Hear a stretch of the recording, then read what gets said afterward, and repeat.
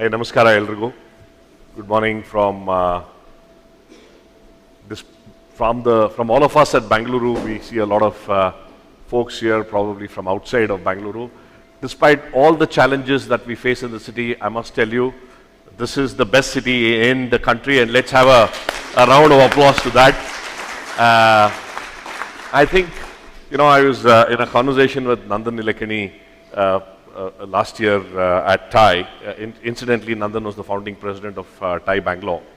And one of the things that he said, and I think that's the beauty of a conference like this, we asked what makes Bangalore Bangalore? What makes the city come alive? Forget the infrastructure, forget the challenges that we have. What is it truly that makes the city be what it is? And he said it beautifully. He said Bangalore is probably the only city where you can come in as a stranger on a Monday morning, and by the time you leave the city on a Friday evening, you would have met 50 people and made 50 friends, right? And that is the giving nature of the city. That somebody meets me, I'll say, hey, we're doing something interesting. Here are 5 people that you must meet, and the 5 people will connect you to another 5, and that's how the city works, right? And that's how we know literally anybody in the city. But coming to this topic of let me get to the fields. We've had some fantastic presentations on agriculture, but I want to shine the spotlight on a slightly different aspect of what's happening in India and what is it that we need to be doing. I'll wear the One Bridge hat now. We all know the economy of India. That's a number that stares at our face every day, 3.75 trillion, 4 trillion, expected to go to 30, 40, 50, God knows what, right? And I use this example because it rhymes with India, but it's also close to Bangalore. There's a district in Karnataka called Mandya. I'm sure many of you would have heard of Mandya. If I were to ask you, what do you think is the GDP of Mandya? Any guesses? Some wild guess. Hundreds and whatever, in hundreds of crores, millions. 150, 1 billion. Okay, so Mandya is between Bangalore and Mysore, about 100 kilometers from here.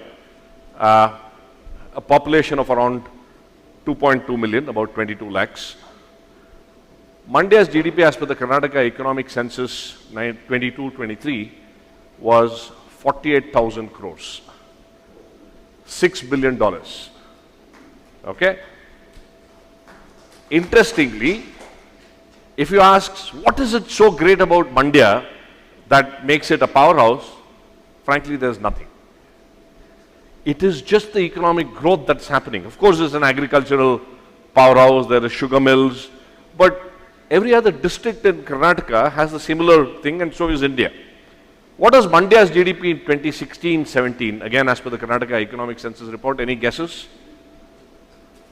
It was 24,000 crores. So it's doubled in the last 7 years, right?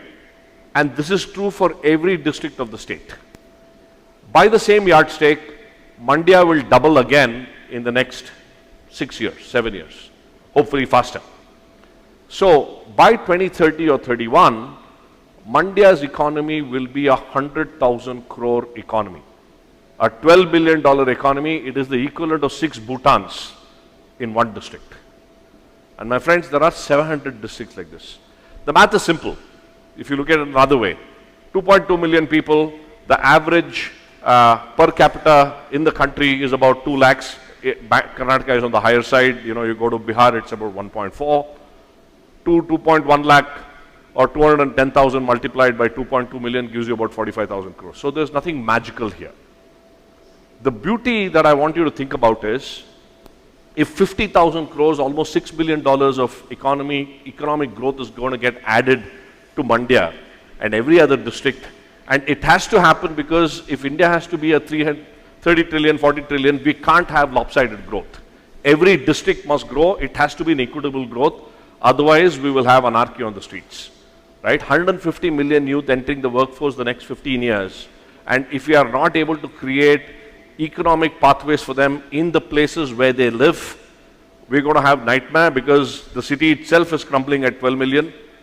I can't imagine at 14 million, I can't imagine what it will be like 30 million people in the city, right? we have to have powerhouses in the Mandyas and the Raichurs and the Jubri Talayas of the world, right? What does it take to make sure that 50,000 crores, as an example, that is getting added to Mandya meets 4 criteria? One, how do we make sure that youth and women entrepreneurs succeed in that city? How do we make sure that this growth that's happening is happening through the hands of entrepreneurs? 2, how do we make sure that the wealth creation that happens and the wealth distribution that happens in the same place? Today, if let's say an Amazon is doing fantastic in Mandya, the wealth generation is happening in Mandya, but the wealth distribution is happening elsewhere, right? How do we make sure that the wealth distribution happens in the same place? Third, how do we make sure that this additional economic growth doesn't come at the cost of the planet? What do we need to do to make sure that we are able to build much more efficiencies in the growth that we do? And fourth, therefore, how do we use technology, and especially the open networks, to play a role to democratize the whole growth? So I think the 3 key Ds of the future is going to be democratization, decentralization, democratization of entrepreneurship, decentralization of growth, and digitization everywhere, right? And that is the vision for us at OneBridge. I started this about 8 years ago, trying to figure out how do you lay down a soft infrastructure that does all these 3 Ds while engaging with entrepreneurs. Let me play a quick video of what a 30-second video of what we do at OneBridge, the first video. Yeah.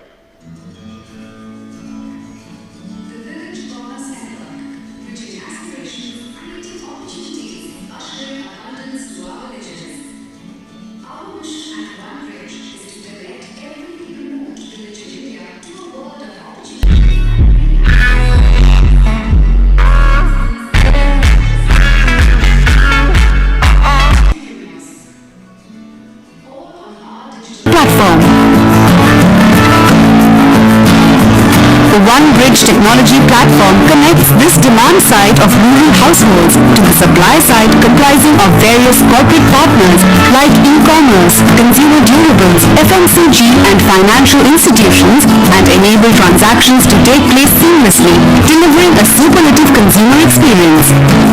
In every transaction, we generate data that helps our partners understand customer insights and demand patterns better, optimize supply chain costs, deliver faster and eventually build products and services customized for these customers. Since 2016, we have delivered millions of transactions to our districts and villages, and we truly understand what it takes to light up a village with new commerce. So that gives you a quick snapshot. What we try and do is to connect entrepreneurs as digital assistants in every village. Today we present about 20,000 villages across 70 districts. Bring commerce to the doorsteps of the villages.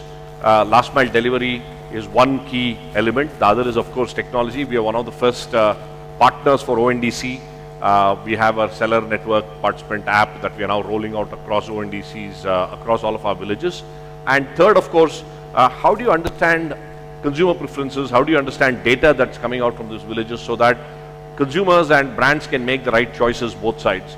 And this technology platform, to my mind, is a soft infrastructure which can take drones, which can take ACs, fans, and agricultural products. It's a bridge, and that's how they name OneBridge, that it's a two-way bridge that can move from village to rural, from urban to rural. The dream is to build,